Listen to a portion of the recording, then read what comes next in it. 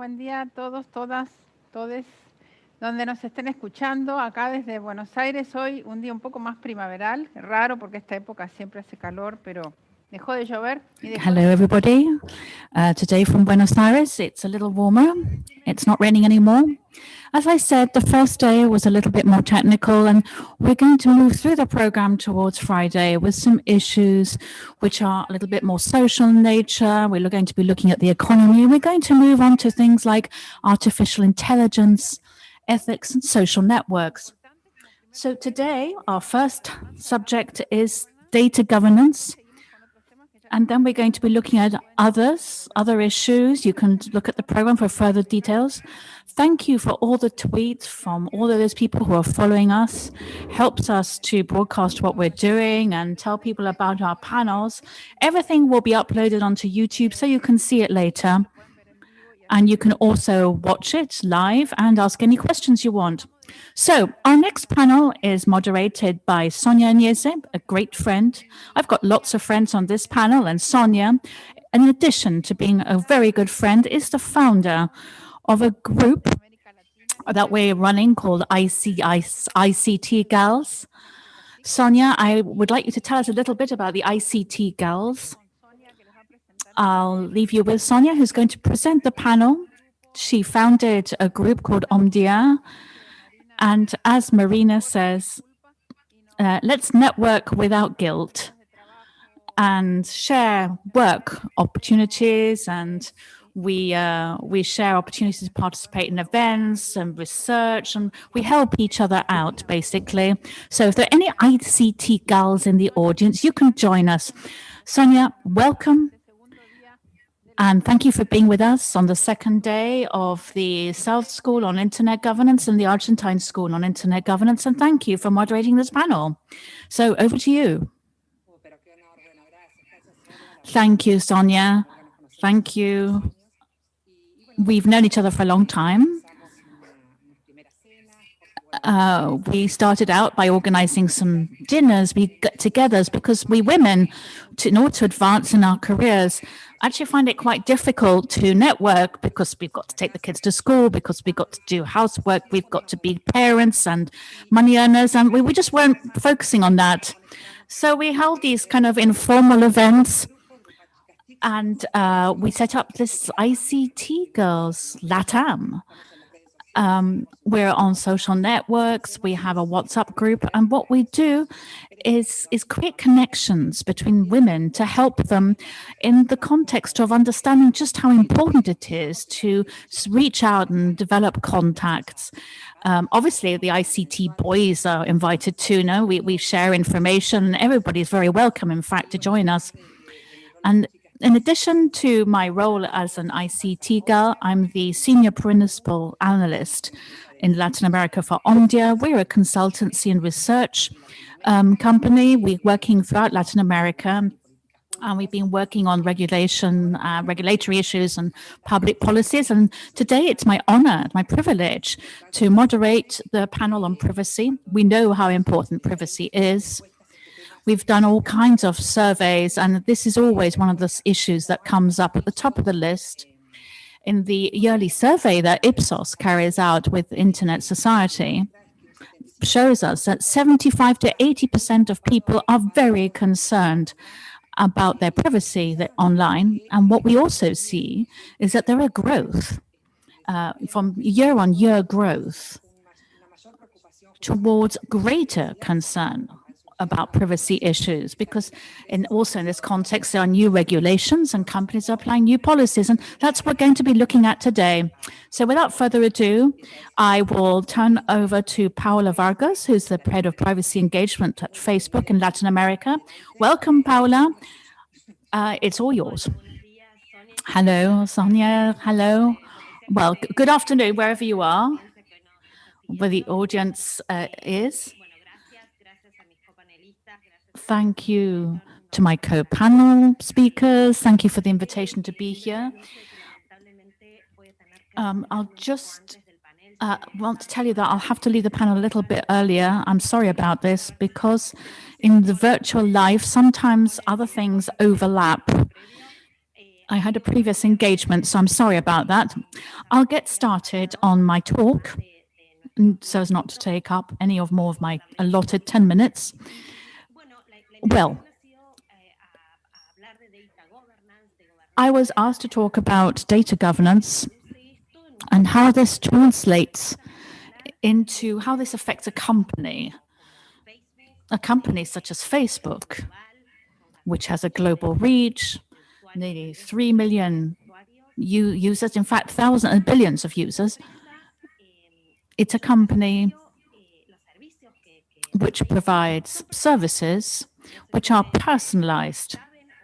I don't know if you're aware of this, or if you realize this when you're using the service, but everybody's Facebook is quite different. It's customized. It's based on their preferences, obviously. You use Facebook to connect with your friends and your families. You talk about the things that interest you. Maybe you use it to do business. Why not? I mean, you set up communities. That is also part of our vision.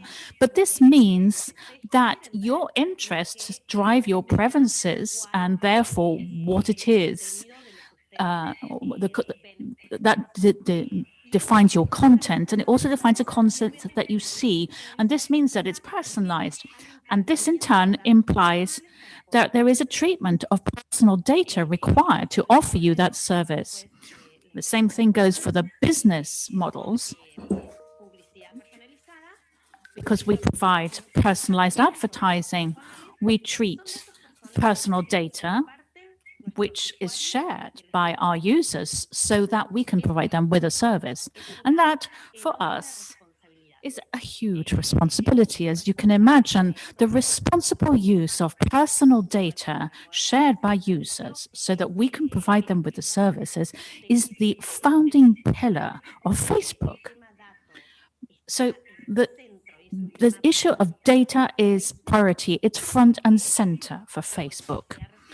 And this is because the data that our users entrust us with are precisely what allows us to provide them with the services. So it's not just an issue of compliance with the rules, it's also a fundamental right. And it's also the subsistence of our business, because if we don't process data responsibly, the users won't have the confidence, the trust to give us their data and allow us to process it to provide them with the service. So this little introduction was to explain to you that privacy is, Facebook has created huge amounts of opportunities, but also many challenges. And privacy is probably one of the most complex and yet also one of the most dynamic to handle.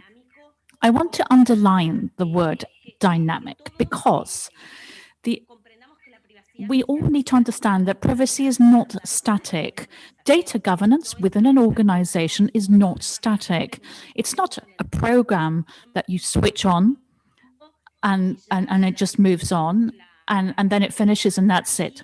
The issue about privacy and data governance programs need to be supervised and revised constantly, particularly the services like the one that Facebook provides, which processes data, because the services keep changing, because regulations keep changing. And this requires constant review to ensure that we are responsibly using the data.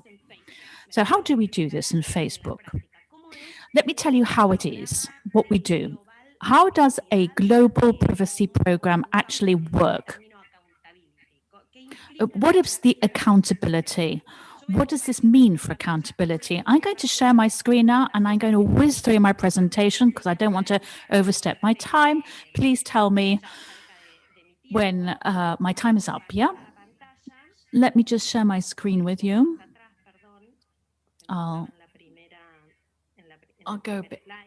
I'll go back just a minute.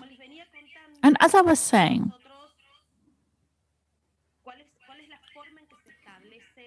how do we establish a privacy program?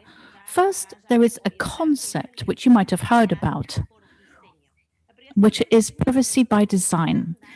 This began by being a standard for those of us who were developing privacy practices, and it is now contemplated in most legislation throughout the world. particularly the GDPR. What does this mean, privacy by design? That from the moment in which you come up with a product, you conceive of a project, privacy protection must be incorporated throughout the development of its life cycle, of that project or that product. This is the way in which we can truly provide a prevention framework and contemplate how we manage privacy risks. So that becomes the responsible use of data. Part of this privacy by design is transparency and control. Now, how in an organization do we ensure that the owners of the data, i.e. people, know how their data is being used and how can they control it? What are the two key elements in parallel? Transparency and control. These enable people to be the ones who take the decisions about how an organization is going to use their data. Now, what do we have at Facebook? First, we have principles. We have privacy principles, which are public. Anybody can look them up. They're published. If you're interested, I can send you the link later. But here you can read some of the principles under which we operate in order to review our products and services. This is our privacy outlook. We give people control. We ensure transparency so that people can understand how their data is used. The data belongs to people so they can eliminate it if they want. We are responsible in terms of accountability. These are the basic principles under which we operate. But in addition to this, we have data policies. And here I wanted to tell you is that one of the key things about policies, and also one of the greatest challenges, is how do you design, and once again, privacy has to be an inherent to this, how do you design policies which are understandable? Because one of the big problems is that regulations have lots and lots of requirements to be included in a policy. And they're so long, these documents, and they're exhausting to read, frankly. And we're always saying that there's a very tiny fraction of people who actually read all the fine print, if you like. So one of the things that we have to do is design a policy that can be understood. I'll just show you, if I can show you my video, so how we can find our data privacy policy. Oh, it doesn't let me. Okay, never mind. One of the issues is principles and policies which ensure that the use of data is transparent and ensures that these are designed in such a way that people are placed in the center of policy design, because policy design has to take into account the people who will be using the policy. And the idea is that people who aren't experts in technology or people who don't have a huge knowledge can understand the policies. So we have these principles, we have policies, and we have tools. So, and here I'm going to tell you a bit more about this, because the tools, we are a technology company, right? So we build tools within the platform so that people can have access to transparency and control.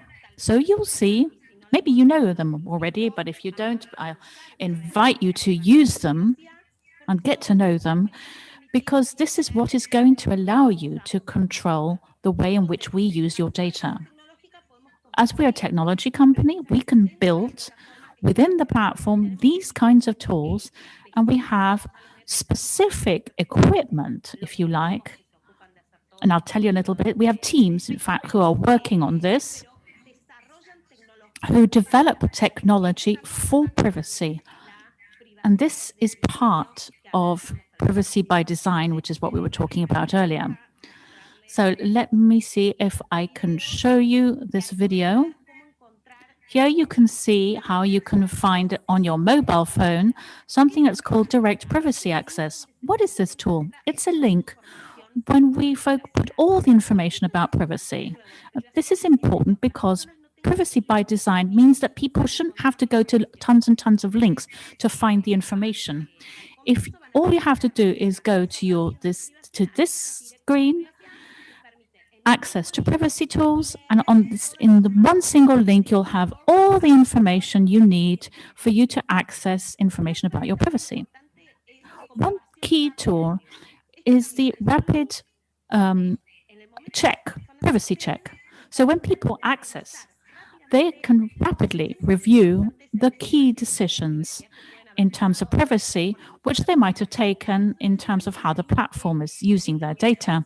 Now, we always encourage people to use this tool, and you have to use it fairly frequently because maybe we'll change some of the uses that Facebook gives to the platform. And so it's important to review every now and then the privacy options to ensure that the ones that you chose originally are still being maintained. Let me just bear with me for a second, because look, here you can see the direct privacy accesses, and there you can see what you're sharing, how to protect your account, how people can look for you, and control over other applications, which is also important because this is something that has to do with the data ecosystem. How do you control the other applications that you connect with through Facebook? This is something very quick. It only takes a few minutes, and it helps people to maintain control of their data. So these are tools which were designed for privacy and created technologically for this purpose. And here I'd like to tell you a little bit about tools for transparency and control in terms of advertising within our business model. Now, I would like to review the myth that Facebook sells people's data, because it's not true. It never has. It never will. What is Facebook's business model in terms of selling advertising space? Advertising, personalized advertising. This is based on your preferences. What does that mean? Sometimes people say, why am I getting adverts for gym shoes? Well, maybe that's a person that gave a like to running pages, or maybe they're part of a runners group. So that's personalized advertising. Advertising, which is understood as being something that somebody will want to receive within a business model where the services are free. And it's the same anywhere, actually. And it's sustained and that means it's sustained by advertising. Now, how can you exercise transparency and control over the use of your data within this business model? Now, this is an issue which involves policies and the tools which are given to the users. So to summarize, you also have preferences about advertising. Here, you can see how to control not only information and how your data is used for advertising purposes, but you can also control, and I'll now show you which tool it is. It's on this slide. How can you control your advertising preferences? This means that people can control the criteria and kinds of ads they want. For instance, you can block a certain kind of advertiser. You can decide that a certain criteria like fitness isn't your thing, and you prefer not to receive any ads for this. So you can inform and you can control. Another control tool is, why are you seeing this ad? And this also has to do with the discussions about algorithms that we'll have later on. There's to be able to inform a user what has been the criteria used to define what kinds of ads they receive. As you see, for instance, anybody can do this, and I invite you that if you are using our platform, when you get an ad and you don't know why, you have a tool which will enable you to know what kind of criteria is being used to ensure that you get that ad. Now, this is another tool outside Facebook. 2 more minutes. transparency and control over the information received from third parties, from Facebook and websites. I also invite you to use this. And this is part of setting up a global privacy program. Now, what are the principles under which these policies and tools will be deployed? How are we going to design a continuous improvement program? Here, we can tell you what we're doing in this area. We've made mistakes, it's true. And programs have got to try and mitigate the risks involved and maximize the benefits. And this is the foundation for the dynamics of a privacy program. And finally, I'm sorry this is in English, but probably many of you do know that Facebook last year had an agreement with the ITC, which is the regulator for Facebook Inc.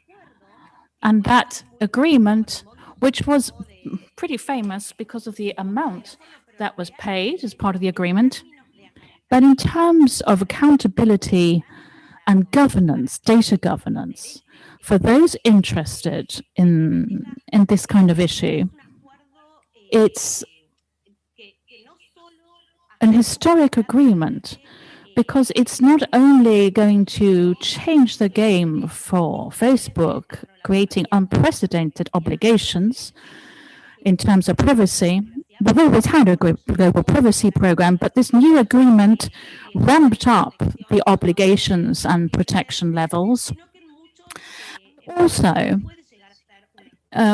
this is likely to be an industry standard as a result of the commitments created on the basis of the agreement, because it has to do with how privacy is built into each product and what measures are designed as regards compliance in the areas of quarterly reports, the executives who have to certify compliance with privacy, and even the CEO himself, all the way to independent monitoring of compliance. So if you see these three pillars, building privacy from product design, strict compliance measures which involve the executives within the company, and finally, independent monitoring and oversight, which will give us the idea of how we can develop a data governance program within an organization. So this is where I finish. I hope that you found this useful. It's a practical perspective of what we're doing. And I'm so sorry I can't stay till the end of the panel, but Sonia, if perhaps you can send me any questions, I'd be more than delighted to take them. Thank you, Paula. Well, we've got a like for the presentation. It was fascinating for all of us to see how, in fact, we have our privacy configured. So now we're going to see another company. We're going to be talking to Pablo Segura from Mercado Libre. He is the data privacy director, handles the issue of data privacy. It's a pleasure, Pablo, for you to hear from you. Please do tell us how you're handling the issue of data privacy. Hello, Sonia. Hi, everybody. Thank you for having invited me. It's a great pleasure to be here and part of this panel, sharing Mercado Libre's experience. I'm going to share my screen, and please tell me if you can see that correctly.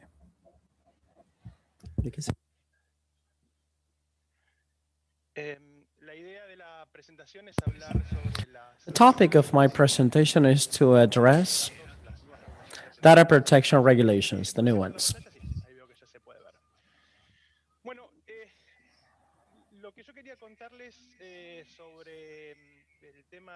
Let me tell you something about data protection regulations, and that is that we found ourselves regulated by a set of privacy rules, more than 110 countries across the world that they have a data protection regulation in place.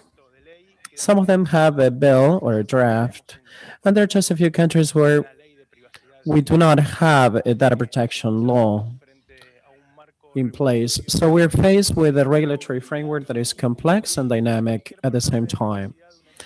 So any data protection scheme for a company that works or operates in certain countries had to contemplate this, since most of the regulations are homogeneous. And there are some aspects that one has to take into account when we have a comprehensive data protection scheme, considering all the differences with so many regulations. Most of the regulations are homogeneous because they target at the European regulation, the GDPR.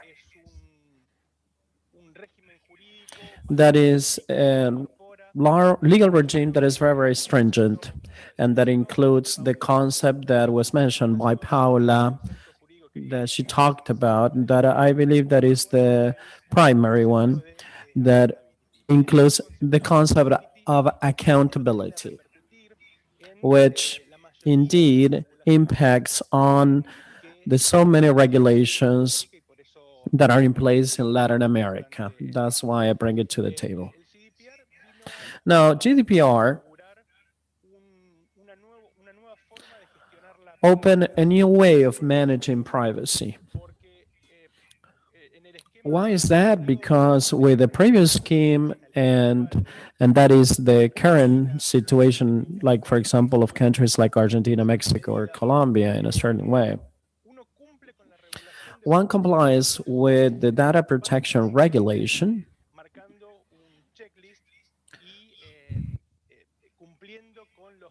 complying with the checklist and with the specific points of that checklist. For example, I have to check a privacy consent, user's consent, check my database. I have to check all of that. And then I forget about data protection until the next prerequisite or requirement that is asked by the regulator. And this changes with accountability, because the GDPR imposes accountability, and that created a new trend in Latin America that made possible these regulations to replicate and include the GDPR. However, we have it in the Brazilian that was implemented recently in Brazil, also in Uruguay, with the reforms that were amended to that law that I'm sure Beatriz is going to say that and talk about. Also, some reform projects in Argentina and in Chile. Also, being regulated in Colombia and via regulation in different resolutions adopted by the Argentine Data Protection Regulation Agency. What is accountability is a new paradigm in the way we manage and the way we govern information. It doesn't have a direct translation into Spanish or into Portuguese or in any other Romance languages. Accountability implies responsibility, being held accountable for something. It's a combination of words in Spanish. So given this framework, is that not only do we have to comply with data protection regulations, but also we're making an effort in ensuring that this compliance is effective. So it's not only checking lists or to-do lists, but also an ongoing effort within my organization and have a strategy in place in order to demonstrate how our organization protects the privacy of our data. So this is what accountability is. I have to demonstrate before the data protection agency or regulation agency and how we go about with this data and protect this data to safeguard the privacy of our users. Now,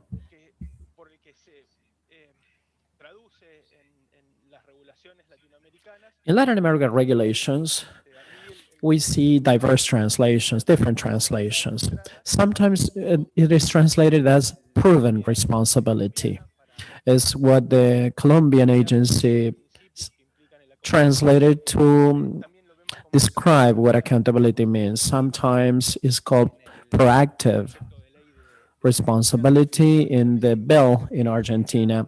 And this implies that an organization has to put in place mechanisms to protect the user's data and have and should have a very effective mechanism to exercise the rights of the holders of that information and a surveillance or an ongoing surveillance of the way they're managing their privacy problems, to identify deviations, to apply remediation in the cases where what is necessary. A corporation then is accountable of many, many things. By way of summary, we're going to describe only 6 of those obligations that corporations should adopt. Privacy in design was explained and addressed by Paula very, very well. So that is that it should be embedded in the development of new products and new applications that process personal data. This is aimed at privacy from design. And you have only 2 minutes. Thank you, Sonia. Also, to conduct impact assessment on privacy. For example, an engineer may conduct an environmental impact assessment given a civil work. When we put a new process in place, we need to assess how this will impact on users, have an inventory of all the process and activities and all the assets that we have within the organization in order to understand effectively how we work on that and to have good governance of that information. Also to appoint the data privacy officer responsible for this information and responsible for conducting this initiative and having a full-time job in improving the efforts to protect this data and to monitor and surveil on an ongoing basis the risk through audits, and also report the security incidents when they emerge before the enforcement agency and especially to the holders of those rights. Investment in privacy is not an expense. It's precisely a very, very good, effective investment. Cisco says that is a revenue privacy, where the money that is invested in privacy yields very, very good results for the organization. And to conclude, let me tell you that we have an initiative in place in Mercado Libre related to compliance and data protection. Has a motto that is to create value on the protection of personal data. And we are creating value for our users because we facilitate to the operation and safe ecosystem and platform, and to create value for our organization at the same time, since it is a partner for us, and therefore we protect their data as competitive at the same time, because the customer is going to choose Mercado Libre because we respect their privacy versus another company that does not protect them. And also it's a multiplying factor for data protection agencies because we're required to have a privacy program in place. So it multiplies the protection of this data by having a very good privacy program in place. Thank you very much. Thank you for your attention. And hopefully this has been very, very useful. Thank you very much. Thank you. That was extremely interesting, particularly to understand the outlook and the programs that you are using to expand these precepts to the other partners of Mercado Libre. So it's not just remaining within the area of large companies. And now it's very interesting to hear from one of the regulators who's going to tell us how, with approaching the issue to protect users' privacy. She's Uruguayan, is from the Regulatory Unit and Control of Personal Data from the European Agency for E-Government and Information Society. Thank you for the invitation. It's a pleasure to share with you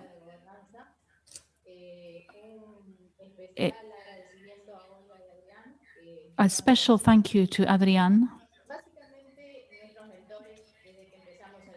Since, as Sonia said, I will be talking about this issue from the point of view of the regulator. Over the last 10 years, we have been working with a control entity which oversees the use of personal data.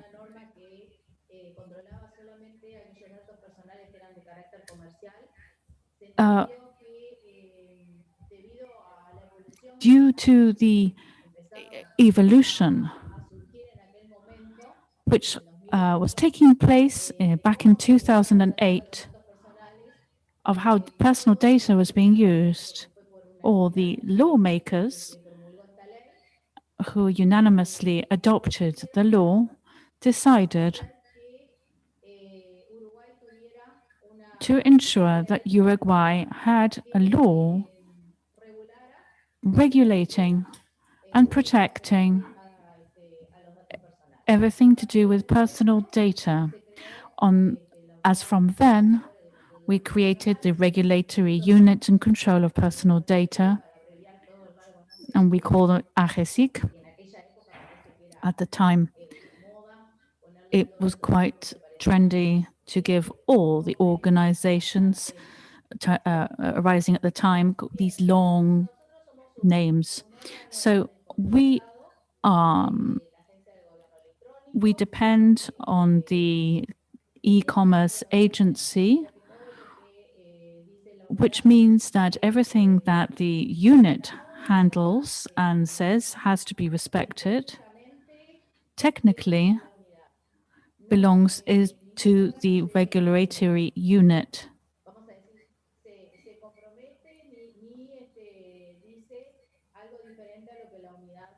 Everything that is done is established by the unit. Now, if any of the directors feel that there should be a change, they have the resources to do so in order to present a request for a change to whatever has been resolved and see whether laws need to be reviewed. So far, I don't know if it's because we're working very well or whatever, all the decisions undertaken by the organization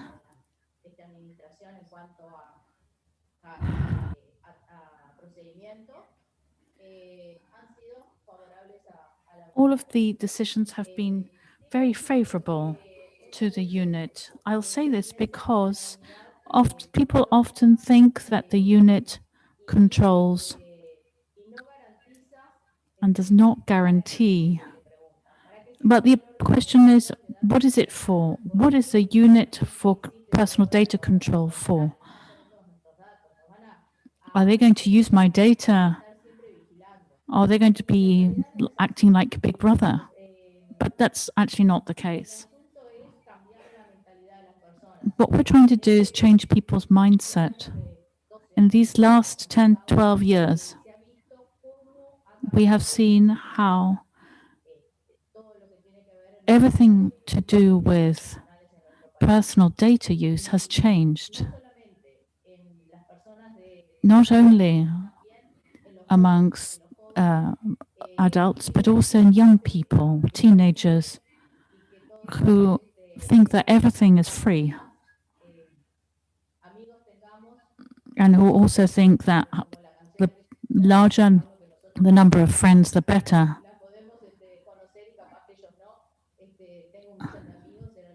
I have 1 million friends. It's like it's the best thing that could happen to me.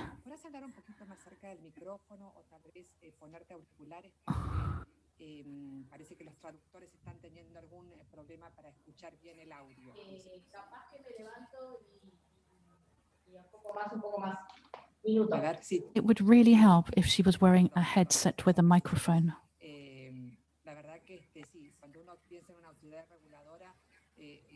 Yes, when we think of a regulatory entity, you think, gosh, they're going to have all my data, they're going to know everything about me, they're going to own my data, and everything I interact with will be sending my data to the regulator. But that's obviously not the case. And so we need to inform consumers about what the regulatory agencies really stand for and when they can make a complaint.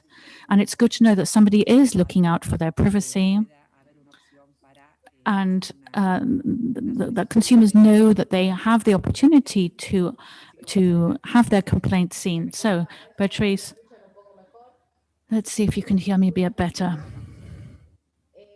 Let's move on. What I was saying is that the regulatory unit guarantees the rights of all people. All those people, not only the Uruguayans, but all those people living in other countries throughout the country. Personal data in the public domain and the private domain, and personal data of physical people and of companies. You might say, how can a company have personal data? Well, precisely everything which is understood as relevant to the company and which could be violated in terms of their market, the way they carry out their business, our law also protects them. It is one of the key differences with from the laws that exist in other parts of the world. So our job covers all the areas where personal data could be violated because the main principles are not being respected and the rights enshrined in the law are being violated. So from the word go, it is clear that all the principles that are enshrined in the regulations in other countries are included, but we also have a legality principle which is based we understand that everything which is referred to databases, which is not linked to our register, is illegal. That means it's outside the regulation. So public and private entities, people and companies have to ensure that their databases are registered with us so that if there are any complaints made, we can see exactly why. And that will permit us to do something to help that person making the complaint. Pablo was saying Beatriz is going to be telling us how the unit works. Yes, we at the unit work in different ways. We are focused on the complaints made, those who are in some way violated or think their rights have been violated. They can ask us questions. They can ask what certain data or concepts enshrined in the law mean if they're not clear. And the unit will provide advice accordingly. It will take a decision. It will rule, if you like, on the complaint and resolve the question. it will also take certain steps to solve complaints. It will hold audits. We can even seize and attach material, such as a database, which might be outside the norm. And obviously, many of the actions that we take, we also involve the Justice Department, because very often we need a warrant to search or an order issued by a judge, a ruling. Beatriz, working with justice is obviously key. Having an authority working together with justice is key to ensure data privacy to consumers. Our time is up, and we also need to hear from Pablo. No, well, those were that was basically it. Thank you. Yes, very good. Because, as you said, as Pablo said, there are many laws in virtually all the countries which manage the whole issue of personal data management, and there is a move towards greater protection of personal data. And one of the steps, obviously, is to ensure that databases are registered, as Beatriz said, and these should be open so that consumers can ask questions, they can raise their issues with the authorities. Our last presenter, but last but not least, is Pablo Matías Herrera. He's from the School of Economic Sciences, the University of Buenos Aires, and he works on the issues on big data, data use for research, and will tell us how he sees the whole issue of data privacy. Welcome, Pablo. Thank you very much. Good morning, afternoon, evening to those who are joining us at the South School on Internet Governance 2020. I have been talking to Sonia and Olga and my co-panel speakers. It's been really interesting to hear them talk about the different aspects they handle. Now, as Sonia was saying, I work in the School of Economic Sciences at the University of Buenos Aires. I'm a researcher.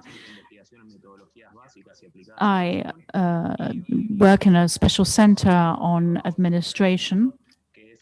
And today we've been developing a study on state financing policies and how you work with personal data. And within this, what we are trying to do is analyze the issues related to data management in organizations. And indeed, the title of this panel is extremely relevant because it's directly related to what we're working on, bearing in mind also that from this center, we are building know-how that we believe will be significant because it's developed from input from different actors. When I was listening to Pablo and Beatriz, it's very clear that this is allowing us to see how organizations are managing their decisions about data protection and what they consider to be privacy risks. So it's a really interesting time for us to share what we're doing.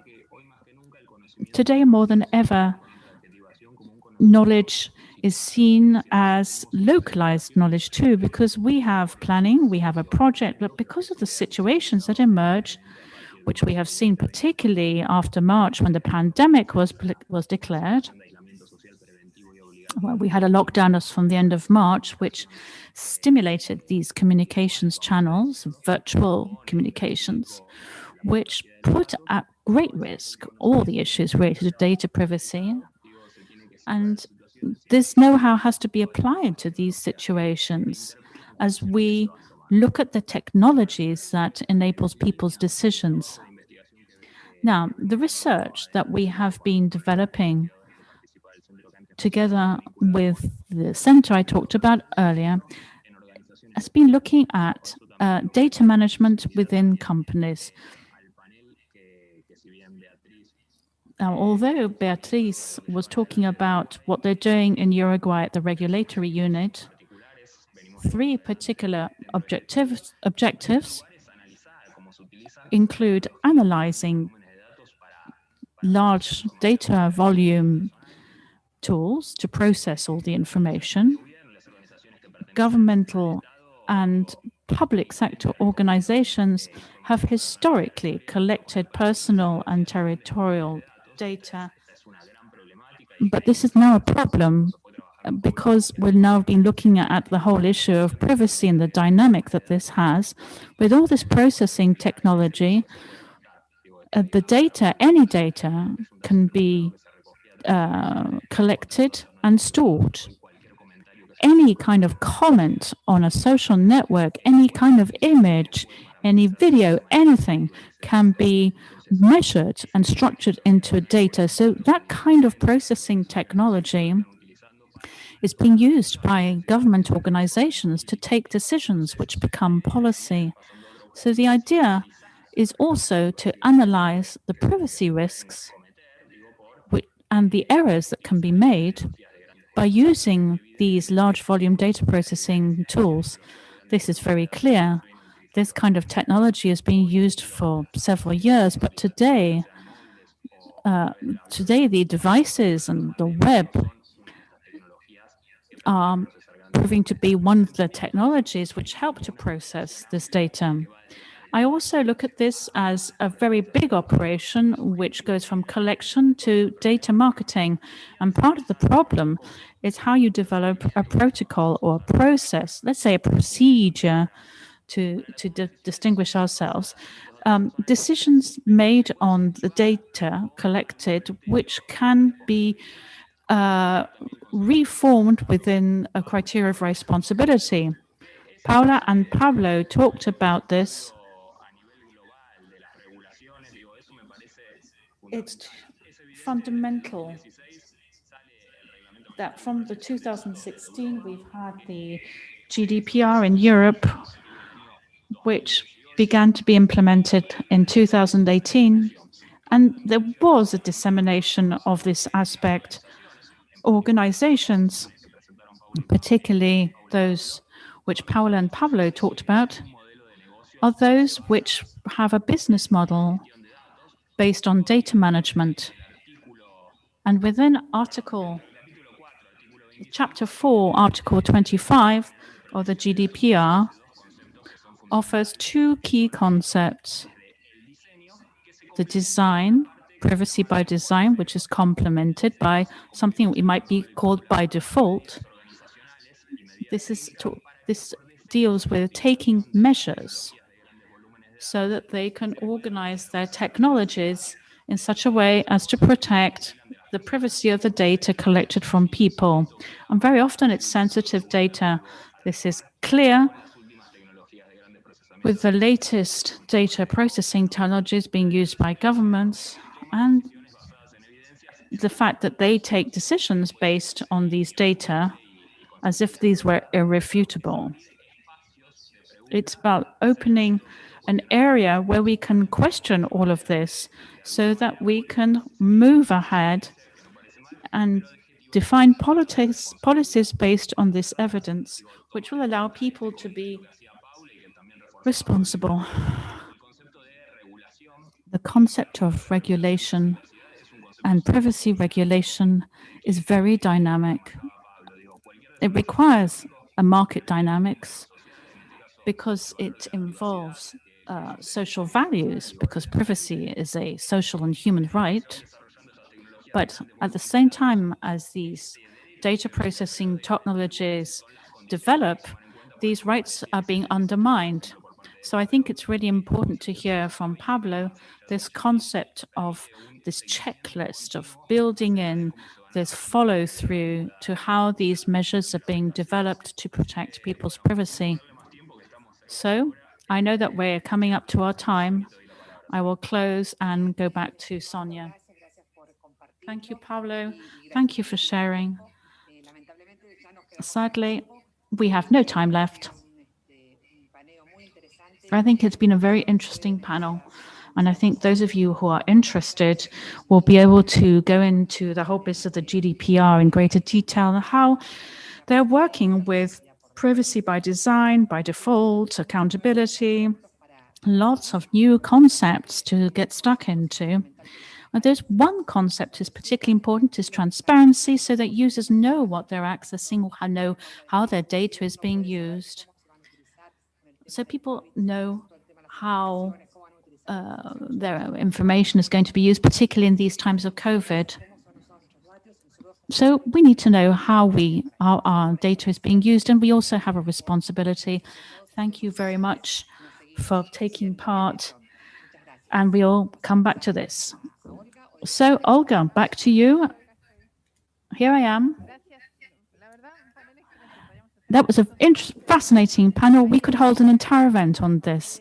I know that there have been some questions. We'll be sending them to Paula regarding privacy and Facebook. Thank you, Beatriz. Thank you to all the colleagues. And Sonia, as always, our ICT gals.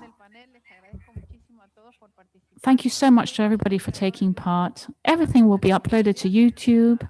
Adrian says hi to Beatriz and all the other panelists. And we'll be moving on. Don't go away. We now have another fascinating panel. Bye to these panelists. And here we are now with, we'll just have take a tiny little break, so we change over the panel. It's just like in the real world, isn't the physical world, where people get off the stage and another lot comes on. So we just need to change the video feed. We'll be right back. Don't go away. The next panel is really interesting about how internet projects are financed. We'll be having the Latin American Development Bank. And we'll have people telling us about financing opportunities.